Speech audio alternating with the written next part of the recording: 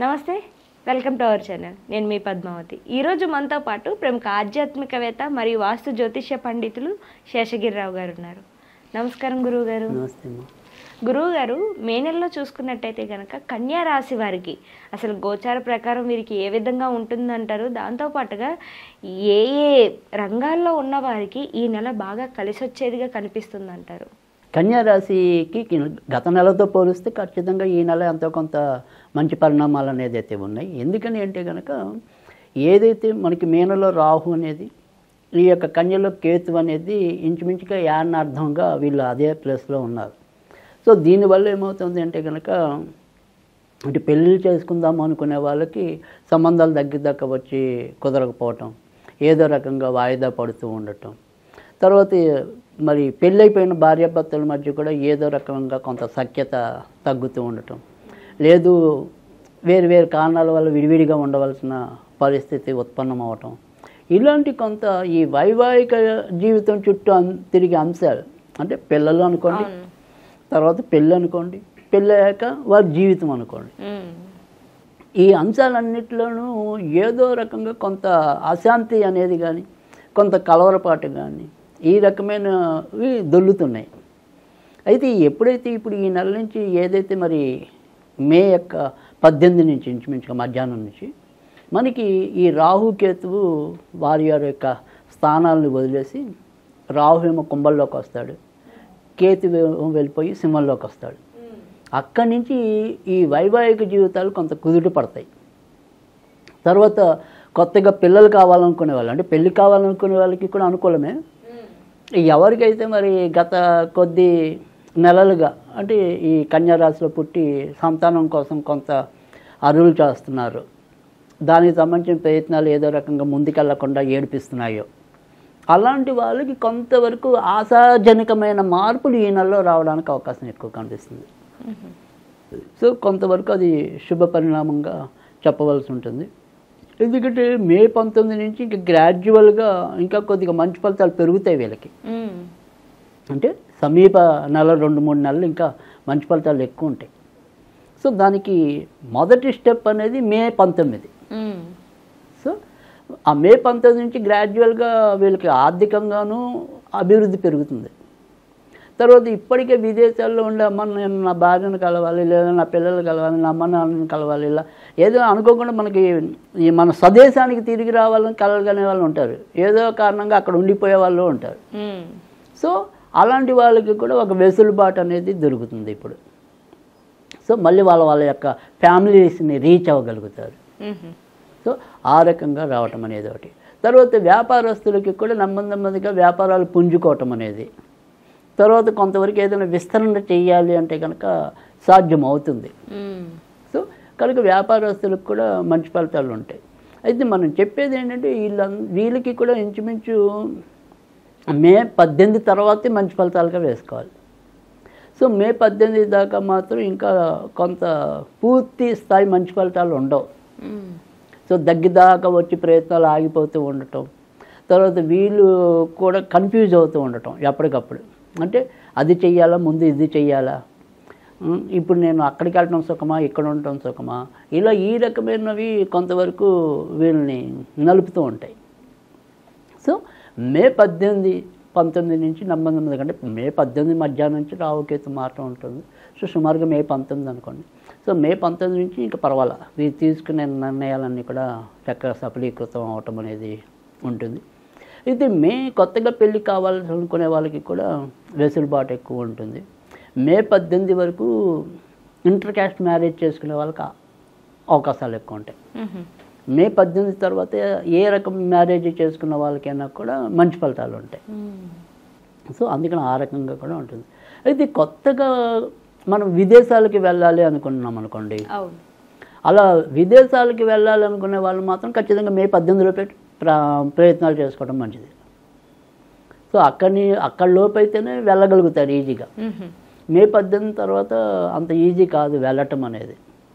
So అది తర్వాత కానీ మే 18 వచ్చాక ఎప్పుడైతే రాహు 6వ ఇంట్లోకి వస్తాడో చాలా మంచి ఆర్థిక లాభాలు చాలా బాగా పెరుగుతాయి.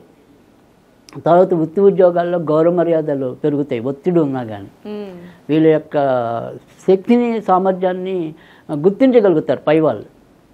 సో అది కూడా ఆనందదాయకంగా ఉండటం అనేది అయితే ఉంటుంది. తర్వాత సినీ రంగంలో ఉన్న వాళ్ళు on the screen behind the screen ఇద్దరికీ కూడా బాగానే ఉంటుంది. సో ఖచ్చితంగా మంచి అవకాశాలు లభించడం అనేది ఉంటుంది. కనుక కళారంగంలో వాళ్ళకి బాగున్నట్టే, సాంస్కృతిక రంగంలో ఉన్న వాళ్ళకి బాగున్నట్టే. తర్వాత మరి వైద్య విద్యను అభ్యసించే వాళ్ళకి ఇంకా ఎక్కువ బాగుంది. ఎందుకంటే 6 రాహు ఉంటాడు. తర్వాత మరొక 2 నెలల్లో మరి శుక్రుడు స్వక్షేత్రంలోకి భాగ్యస్థానంలోకి రావటం అనేది ఉంటుంది. సో ఖచ్చితంగా అందుకే ఇంతకు చెప్పినట్టు ముందు మరింత మంచి భవిష్యత్తు ఉంది ఈ నెల నుంచి, దానికి అంకురార్పణ. సో అందుకు కన్యారాశి వాళ్ళకైతే కనుక తప్పకుండా మంచి ఫలితాలు ఉన్నాయి, వాళ్ళేమీ బెంగపడాల్సిన అవకాశం లేదు. ఇంకా ఆరోగ్య విషయంలోకి వచ్చేప్పటికి ఏంటంటే ప్రస్తుతం లాభస్థానంలో కుజుడు ఉన్నాడు. సో ఆయన వ్యయ స్థానంలోకి రావటం అనేది ఉంటుంది. సో ఏదైతే వీళ్ళకి అమ్మవలసినవి కొనవలసినవి ఏమైనా ఉంటే కనుక అమ్మేవాటికే ఎక్కువ మంచిది. సో మే 18 తర్వాత, అది కూడా కొనేవాటికి అయితే కనుక మే 18 లోపే మంచిది.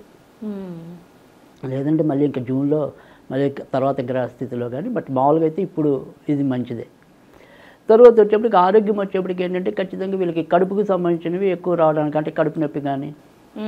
సో ఆ కడుపుకు సంబంధించిన విషయాల్లో ఏవైనా సరే కొంతవరకు జాగ్రత్త పడాల్సినది. ఒక్కోసారి ఉన్నట్టుండి మనకి ఇప్పుడు అపెండిసైటిస్ అనేది కొద్దిగా తక్కువ ఉంది కానీ, బట్ అలాంటి రోగాలు రావడానికి కూడా అవకాశాలు ఎక్కువ ఉంటాయి. సో అది ఒకటి. తర్వాత రెండోది వచ్చేప్పటికి ఏంటంటే ఈ శ్వాస వాటికి సంబంధించినవి ఇబ్బందులు ఉంటాయి. కానీ ఇప్పుడు ఏదైనా సరే కోర్టుకి సంబంధించిన వ్యవహారాలు ఉంటే అవి తేలిపోతాయి ఈ నెలలో. అంటే గత కొద్ది నెలలుగా ఏదైనా సరే ఏ సంబంధించిన కోర్టు వ్యవహారాలైనా అవి చాలా మటుకు ఇంచుమించు జడ్జిమెంట్కి రెడీ అయిపోతాయి. సో ఆ రకంగా మాత్రం కొంత వీరికి కన్యారాశి వాళ్ళకి మంచి ఫలితాలు ఉన్నాయి. సో ఇది మొత్తం మీద ఓవరాల్గా చూసినట్టయితే కనుక కన్యారాశి వాళ్ళకి గత నెల కన్నా కొద్దిగా ఎన్నాళ్ళ నుంచో ఒక స్వప్నాలుగా మిగిలిపోతున్నవి ఏమైనా ఉంటే కొంత ఫలవంతం అయ్యే విధానం అయితే కనుక ఈ నెలలో. సో అది అందుకని కొంత వీళ్ళు ఆనందపడడానికి అవకాశం ఎక్కువగా కనిపిస్తుంది. గురువుగారు, అయితే ఈ నెలలో వీరు కనుక ఏమైనా ఇల్లులు కొనే అవకాశాలు కానీ, లేకుంటే గృహప్రవేశాలు చేసే అవకాశాలు కానీ, లేదంటే వీరు ఏదైనా స్టాక్ మార్కెట్లో ఇన్వెస్ట్ చేయడం వల్ల అది కాస్త వీరికి కలిసి వచ్చే అవకాశం కానీ ఏమైనా కనిపిస్తున్నాయంటారా? ఇది స్టాక్ మార్కెట్స్ ఇన్వెస్ట్ చేయటం అనేది ఎందుకంటే ప్రస్తుతం అయితే కనుక మనకి పర్వాలేదు. అంటే మే 6వ తారీఖు నుంచి వీరి యొక్క రాష్ట్రాధిపతి అష్టమానికి రావటం అనేది ఉంటుంది. తర్వాత వీరి యొక్క ప్రొఫెషన్స్కి వాటన్నిటికీ కూడా బుధుడు అష్టమంలో ఉన్నా కూడా యోగించడం అనేది జరుగుతుంది. సో అందుకని మే 6వ తారీఖు తర్వాత నుంచి వాటికి సంబంధించిన ప్రయత్నాలు అయితే కనుక చేసుకోవచ్చు. ఇక ఇల్లులో కొనటం అమ్మటం గురించి మనం ఇంతకుముందు చెప్పుకున్నా సరే, కొనేది ఏదైనా ఉంటే కనుక మే 18 లోపు కొనండి. అమ్మేది ఏదైనా ఉంటే మే 18 తర్వాత వాటికి సంబంధించిన ప్రయత్నాలు చేయండి. అంటే కొనడం ఈ లోపు చేసుకోమంటారు. ఒకవేళ మనం ఏదైనా అమ్ముకునే ఉన్నాయనుకోండి, వాటిని మే 18 తర్వాత చేయండి. సో ఆ రకంగా జాగ్రత్తలు తీసుకుంటే ఇంకొద్దిగా ఆ రకమైన పనులు తొందరగా అవడానికి, సానుకూలమైన వాతావరణం ఉండడానికి అవకాశం ఎక్కువ ఉంటుంది. సో అందుకని ఈ రకంగా వీళ్ళు ఎక్కువ చేసుకోవాలి. గురువుగారు, అయితే మరి కన్యారాశి వారు మీ నెలలో చూసుకున్నట్టయితే కనుక ఎటువంటి పరిహారాలు చేసుకోవడం ద్వారా మరింత శుభదాయకంగా ఉండే అవకాశం ఉంటుందంటారు? ఖచ్చితంగా ఈ నెలంతా కూడా వీళ్ళు ఎక్కువగా మరి దుర్గాదేవికి సంబంధించింది, లేదంటే తెలిస్తే మనకి చాముండేశ్వరి అని ఉంటుంది. సో చాముండేశ్వరి ఆరాధన తెలిస్తే మరీ మంచిదే. ఒకవేళ చాముండేశ్వరి ఆరాధన తెలియకపోతేనే చండి, అది మన దుర్గా, చండి, చాముండే వీళ్ళంతా ఒకటే. కాకపోతే చాముండేశ్వరి మరింత మంచిది అనమాట. సరే ఆవిడదేం తెలియకపోతే కనుక మామూలుగా అయితే కనుక మనం దుర్గాదేవికి సంబంధించినవి ఏవైనా సరే చదువుకుంటూ ఉంటాం. ముఖ్యంగా మరి సిద్ధమంగళ స్తోత్రం అని ఉంటుంది. అది మంగళవారాలు కూడా చదువుతున్నా కానీ, లేదా దుర్గా సప్తశ్లోకి అని ఉంటుంది, 7 శ్లోకాలు ఉంటాయి. వీటిలో ఏదైనా సరే సిద్ధమంగళ స్తోత్రం కానీ దుర్గా సప్తశ్లోకి కానీ మంగళవారం చదివితే చాలు. ఉత్తి రోజులు ఇంట్రెస్ట్ బట్టి చదువుకున్నా తప్పేం కాదు. సో ఆ రకంగా చేసుకోవటం అనేది మంచి పద్ధతి. ఒకవేళ మనం ఏంటంటే ఎప్పుడు 3 రకాలుగా వాళ్ళకి చెప్పడానికి మనం ప్రయత్నిస్తున్నాం. ఒకవేళ దేవుడికి సంబంధించిన ఏమీ కుదరకపోతే కనుక ఈ మంగళవారాలు మినుములు ఉంటాయి కదా, ఆ మినుములు కొద్దిగా నానేసిన నీరు ఏవైతే ఉంటాయో వాటిని ఏదైనా సరే చెట్టు లేక మొక్క మొదల్లో పోస్తూ ఉండటం వల్ల కూడా ఇబ్బందులు తగ్గటం అనేది అయితే ఉంటాయి. ఒకవేళ మనం ఏదైనా సరే స్విచ్ వర్డ్ లాగా చదువుకోవాలి అనుకుంటే కనుక Durga power shield on, Durga power shield on ఇది చదువుకుంటూ ఉంటే కనుక మంచి ఫలితాలు రావడానికి ఉంటుంది. చాలా చక్కగా వివరించారు గురువుగారు. అయితే కన్యా రాశి వారికి మే నెలలో ఏ విధంగా ఉంటుందో పాటుగా స్విచ్ వర్డ్తో పాటు ఎటువంటి పరిహారాలు చేసుకోవడం ద్వారా ఇంకాస్త శుభదాయకంగా ఉంటుందనేది కూడా చాలా చక్కగా వివరించారు. ధన్యవాదాలు గురుగారు.